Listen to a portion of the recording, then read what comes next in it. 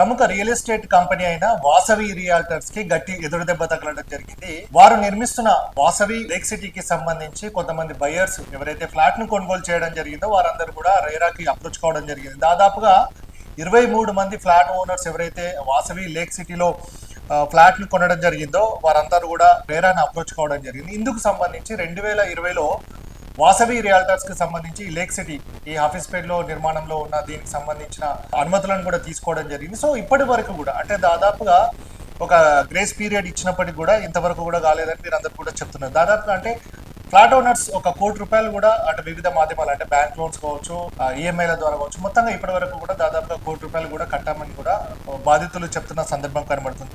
So ఇప్పటి వరకు అంటే ఎక్స్టెన్షన్ ఇచ్చిన వరకు అంటే రేరా తోటి డెడ్ లైన్ మరొక 6 మంత్స్ ఇస్తుంది. సో మొత్తంగా ఫిబ్రవరి 2024 వరకు వారికి ఇచ్చిన సమయం అయిపోయింది. కానీ మరొకసారి రేరా ఇచ్చిన డెడ్ లైన్ కూడా అది కూడా అంటే ఫిబ్రవరి మొన్న 2025 ఫిబ్రవరి కూడా అది కూడా క్లోజ్ కావడం అయినప్పటికీ కూడా వాసవికి సంబంధించిన ఏదైతే వెస్ట్ వింగ్ టవర్ 1కి సంబంధించి ఎవరైతే ఫ్లాట్స్ కొనుగోలు చేయడం జరిగిందో వారందరికీ కూడా ఇప్పటి వరకు స్టిల్ నౌ వారికి ఫ్లాట్ను అందించలేదు అని కూడా చెప్తున్న నేపథ్యం ఉంది.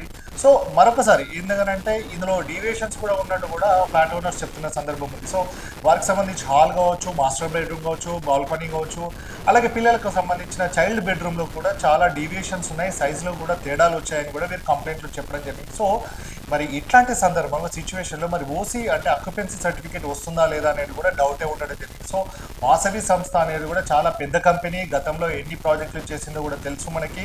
కొత్తపేట లాంటి ప్రాంతాల్లో ప్రభుత్వ భూములను ఆక్రమించి అయినప్పటికీ కూడా కొంతమంది అధికారులు దానికి పర్మిషన్లు ఇచ్చిన నేపథ్యం కూడా కనబడుతుంది. అయినప్పుడు కూడా మన హైడ్రా చూసుకున్నట్టయితే కూకట్పల్లిలో ఏ విధంగానైతే వాసవికి సంబంధించి చెరువు ప్లేస్ని కావచ్చు, కాలువలనే కబ్జా చేసి ఎంక్రోచ్ చేసిన పరిస్థితి కూడా కనబడుతుంది. అట్లాంటి వారే వీళ్ళు 2020లో పర్మిషన్ తీసుకున్నప్పటికీ కూడా ఇప్పటి వరకు ఫ్లాట్స్ను ఇవ్వలేదు అని కూడా వీరు బయర్స్ అంతా కూడా రేరాని అప్రోచ్ చేయడం జరిగింది. దీనికి వారు సమాధానం ఇస్తూ 2020లో పర్మిషన్ తీసుకున్నాము, ఆ మాట వాస్తవమే, తర్వాత కోవిడ్ రావడం జరిగింది, దానివల్ల లేబర్ క్రైసిస్ కావచ్చు ఇదంతా సిచ్యువేషన్ వల్ల కూడా మేము సరైన టైంలో అందించలేదని చెప్పడం జరుగుతుంది. సో సరైన టైంలో మరి వారు మాత్రం ఫండ్ చేయలేదు అని చెప్తున్నారు. కానీ ఇక్కడ డబ్బులు తీసుకోలేదా అంటే కానీ కరెక్ట్గా time to time A time ఉందో ఆ టైంలో మాత్రం వీరి దగ్గర నుంచి అన్ని పైసలు కూడా తీసుకోవడం జరిగింది. అయినప్పటికీ కూడా కస్టమర్ దగ్గర నుంచి డబ్బులు తీసుకున్నప్పటికీ వీళ్ళు మాత్రం వారికి ఫ్లాట్స్ను అందించలేదు.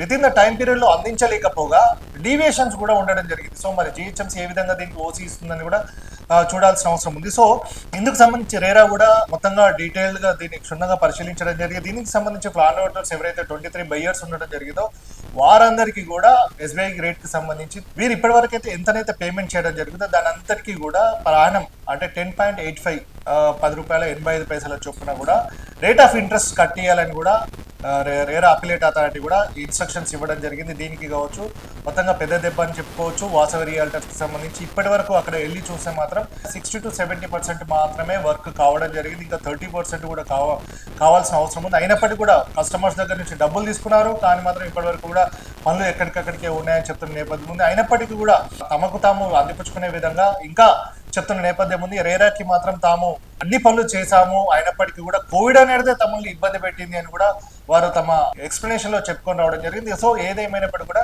రేరా మాత్రం క్షుణ్ణంగా పరిశీలించిన తర్వాత మాత్రం rate of interest per annum 10.85 మాత్రం ఫ్లాట్ ఓనర్స్ కి కట్టియాలని కూడా మాత్రం ఖరాఖండిగా చెప్పడం జరిగింది. ఇది మాత్రం వాసవి లాంటి పెద్ద కంపెనీలు హైదరాబాద్ లో చాలా చోట్ల కూడా హైదరాబాద్ కి నలుదిక్కులో కూడా అంటే కోకాపేట లాంటి ప్రాంతంలో కావచ్చు, ఎల్బీ నగర్ లో కావచ్చు, చాలా చోట్ల కూడా వీళ్ళు హై రైజ్డ్ ప్రాజెక్ట్స్ ఉండడం జరిగింది. సో చాలా డీవియేషన్స్ ఉన్నాయి, అయినప్పటికీ కూడా వీళ్ళు మేనేజ్ చేస్తున్నారు, వీళ్ళు కస్టమర్స్ ను కూడా సతాయిస్తున్నారు అనేది కూడా ఉండడం జరిగింది. చాలా చోట్ల చాలా సందర్భాలలో విజయ్ కుమార్ని ఆయన కంపెనీ ఓనర్ అయిన విజయ్ కుమార్ని అప్రోచ్ అయినప్పటికీ కూడా సరైన సమాధానం రాలేదని కూడా వారు చెప్తున్న సందర్భం కనబడుతుంది. సో మొత్తంగా చూసుకున్నట్టయితే ఇట్లాంటిది కస్టమర్స్ ఇబ్బందులు పెట్టిన దాఖలాలు కనబడుతున్నాయి. కాబట్టి ఇది మాత్రం వాసవి రియాల్టర్స్ కి సంబంధించి ఒక గట్టి దెబ్బనే అనుకోవచ్చు.